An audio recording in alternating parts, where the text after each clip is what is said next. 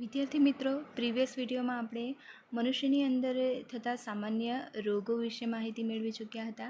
આજે આપણે એવા જ એક રોગ વિશે માહિતી મેળવીશું. રોગનું નામ છે મલેરિયા. મનુષ્યમાં કેટલાક રોગો પ્રજીવો દ્વારા પણ થાય છે. તમે મલેરિયા વિશે સાંભળ્યું જ હશે. આપણે એવું જ જાણીએ છીએ કે મલેરિયા જે છે એ એનાફિલિસ માદા મચ્છરના કરડવાથી થાય છે, પરંતુ એનાફિલિસ માદા મચ્છર જે છે એ ફક્ત વાહક છે. પરંતુ મેલેરિયા થવા માટે જે રોગકારક સજીવ છે જે પ્રજીવ છે. આ રોગ માટે પ્લાઝ્મોડિયમ નામનું નાનું પ્રજીવ જવાબદાર છે. મનુષ્ય વર્ષોથી આ રોગનો સામનો કરી રહ્યો છે. પ્લાઝ્મોડિયમની ભિન્ન જાતિઓ જેમ કે પ્લાઝ્મોડિયમ વાઇવેક્સ, પ્લાઝ્મોડિયમ મલેરિયા, પ્લાઝ્મોડિયમ ફાલ્સીફેરમ વિવિધ પ્રકારના મેલેરિયા માટે જવાબદાર છે. આમાંથી પ્લાઝ્મોડિયમ ફાલ્સીફેરમ દ્વારા થતો મલેરિયા સૌથી ગંભીર છે અને તે ઘાતક પણ હોઈ શકે છે. તો પ્લાઝ્મોડિયમ દ્વારા મલેરિયા રોગ થાય છે, ન કે એનાફિલિસ માદા મચ્છર દ્વારા. પ્લાઝ્મોડિયમ જે છે એ એનાફિલિસ માદા મચ્છરના સલાઈવામાં જોવા મળે છે અને એ જ્યારે કરડે છે ત્યારે એ સલાઈવા દ્વારા આપણા શરીરની અંદર પ્લાઝ્મોડિયમને દાખલ કરે છે, જે આપણે પ્લાઝ્મોડિયમના જીવનચક્ર પર દ્રષ્ટિ કરીશું ત્યારે જોઈશું. પ્લાઝ્મોડિયમના જીવનચક્રની વાત કરીએ તો સંક્રમિત એનાફિલિસ માદા મચ્છર જ્યારે મનુષ્યને કરડે છે ત્યારે પ્લાઝ્મોડિયમ સ્પોરોઝોઇડ સ્વરૂપે મનુષ્યના દેહમાં પ્રવેશે છે. પ્લાઝ્મોડિયમ જે છે એ અલિંગી પ્રજનનની પદ્ધતિ કરે છે. શરૂઆતમાં આ પરોપજીવી યકૃત કોષોમાં ગુણન પામે છે અને પછી રક્તકણો ઉપર આક્રમણ કરે છે, તેથી તેઓ ફાટી જાય છે. જ્યારે સંક્રમિત એનાફિલિસ માદા મચ્છર જે છે એ પ્લાઝ્મોડિયમ પ્રજીવને પોતાની સલાઈવામાં લઈને મનુષ્યને કરડે છે ત્યારે પ્લાઝ્મોડિયમ સ્પોરોઝોઇડ સ્વરૂપે મનુષ્યના રુધિરની અંદર એટલે કે દેહની અંદર પ્રવેશે છે. શરૂઆતમાં તે યકૃત કોષોમાં જાય છે, ત્યારબાદ રક્તકણ પર આક્રમણ કરે છે અને રક્તકણનો આકાર જે છે દ્વિઅંતરગોળથી ગોળ થઈ જાય છે, એટલે કે પ્લાઝ્મોડિયમ અલિંગી પ્રજનન કરે છે અને તે ગુણન પામીને એકમાંથી બે બને છે, બેમાંથી ચાર, એ રીતના એ ગુણન પામે છે અને છેલ્લે રક્તકણ ફાટી જાય છે. રક્તકણના ફાટવાથી એક વિષ પદાર્થ હિમોઝોઇન મુક્ત થાય છે, જેને અનુસરીને દર 3 થી 4 દિવસે ઠંડી લાગે છે.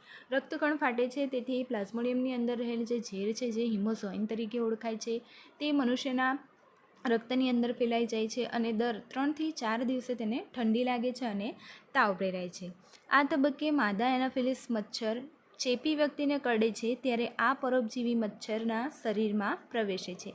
જ્યારે એનાફિલિસ માદા મચ્છર જે છે એ ચેપી વ્યક્તિને કરડે છે ત્યારે એ પરોપજીવી મચ્છરના શરીરમાં પણ પ્રવેશે છે. જ્યાં તેમનો વિકાસ આગળ થાય છે ત્યાં તેઓ ગુણન પામીને સ્પોરોઝોઇડ સર્જે છે. હવે જે મચ્છરને આ પ્લાઝ્મોડિયમ જે છે એ મચ્છરના શરીરમાં પ્રવેશ્યો છે તો એ અલિંગી પ્રજનન પામે છે અને સ્પોરોઝોઇડ સર્જે છે, જે મચ્છરની લાળ ગ્રંથિમાં સંગ્રહિત થાય છે. અને જ્યારે આ માદા એનાફિલિસ મચ્છર કોઈ વ્યક્તિને કરડે છે ત્યારે આ પરોપજીવી તેના શરીરમાં પ્રવેશે છે અને તેઓનો વિકાસ જે ઉપર જણાવ્યો છે એ પ્રમાણે ફરી પાછું થાય છે.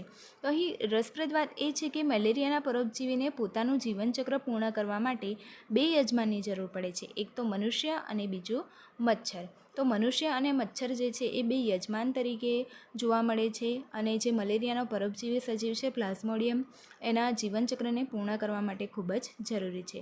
એમાં માદા એનાફિલિસ મચ્છર જે છે એ રોગના વાહક છે.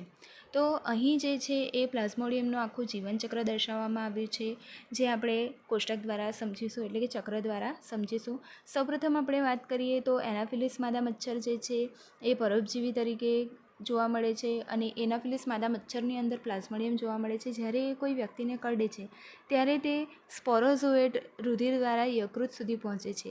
યકૃતની અંદર ત્યારબાદ એનું અલિંગી પ્રજનન થાય છે, કોષને તોડે છે, રુધિરમાં મુક્ત થાય છે. રુધિરમાં મુક્ત થાય છે ત્યાં તે આરબીસીસને તોડે છે, તેના લીધે તાવ આવે છે અને આ લક્ષણોનું ચક્ર ચાલ્યા કરે છે. ત્યારબાદ મુક્ત થયેલા જે રક્તકણની અંદર પ્લાઝ્મોડિયમ જોવા મળે છે એ લિંગી અવસ્થામાં જોવા મળે છે, વિકાસ પામે છે નર અને માદા સ્વરૂપે. ત્યારબાદ જે વ્યક્તિને આ રોગ થયો છે તે વ્યક્તિને માદા એનાફિલિસ મચ્છર જે છે એ કરડે છે. એ મચ્છરના કરડવાથી પ્લાઝ્મોડિયમ જે છે એ મચ્છરના સલાઈવાની અંદર પહોંચી જાય છે, એટલે કે લાળરસની અંદર પહોંચી જાય છે અને ત્યારબાદ તે મનુષ્યને કરડે છે અને મનુષ્યના આંતરડામાં તેનું ફલન અને વિકાસ થાય છે. ફરી પાછું એ સ્પોરોઝોઇડ એટલે કે સ્પોરોઝોઇડ સ્વરૂપે લાળ ગ્રંથિની અંદર જોવા મળશે અને ત્યાં પ્લાઝ્મોડિયમનો વિકાસ થશે.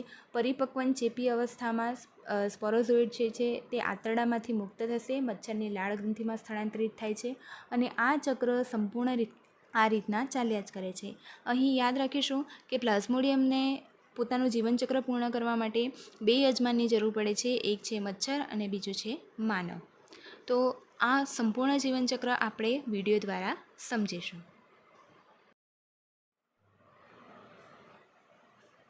Objective: to learn the life cycle of Plasmodium, the malarial parasite in the invertebrate host Anopheles mosquito. In an earlier session, we have discussed the life cycle of Plasmodium in the human host. In this session, let's discuss the events of the life cycle of Plasmodium in an invertebrate host, the female Anopheles mosquito. Let's recap the life cycle of Plasmodium in humans. Malaria is a disease caused by the unicellular parasite Plasmodium, which belongs to the phylum Sporozoa. Once an infected female mosquito bites a healthy human to feed on blood, immature malarial parasites at the sporozoite stage will enter the human. The sporozoites will multiply asexually into merozoites in the liver cells. The merozoites will break open the liver cells and enter the RBC, beginning the endoerythrocytic cycle. Inside the RBC, the merozoites will transform into feeding forms. Trophozoite, feeding on the hemoglobin, transforming into schizont. The schizonts will produce numerous merozoites, which will rupture the red blood cells and attack fresh erythrocytes. Along with the merozoites, hemozoin pigment and toxic substances will cause malaria. Some of the merozoites will differentiate into gametocytes or gametes, which will not develop any further in the red blood cells and will not rupture the cells. Now, let's see how the parasite completes its life cycle in the mosquito. When a female Anopheles mosquito sucks the blood of a malarial patient, the gametocytes will enter the mosquito. Inside the mosquito's gut, the gametocytes will differentiate as spindle-shaped male and spherical female gametes. The gametes will fuse to form a diploid zygote in the stomach of the mosquito. The spherical zygote will soon develop into elongated, worm-like ookinete. Ookinete will penetrate the wall and eventually reach the outer surface. A cyst known as an oocyst will form on the ookinetes. Inside the oocyst, the ookinete will divide asexually to produce the infective spindle-shaped sporozoites. The sporozoites will rupture the oocysts and move to the salivary glands, where they will wait to be injected into a new human host. When an infected human bites a healthy human, the sporozoites will begin a new life cycle. Summary: the malarial parasite is Plasmodium and belongs to the phylum Sporozoa. Plasmodium undergoes asexual reproduction in human hosts and sexual reproduction in the female Anopheles mosquito. Malarial symptoms occur when the parasite undergoes erythrocytic cycle.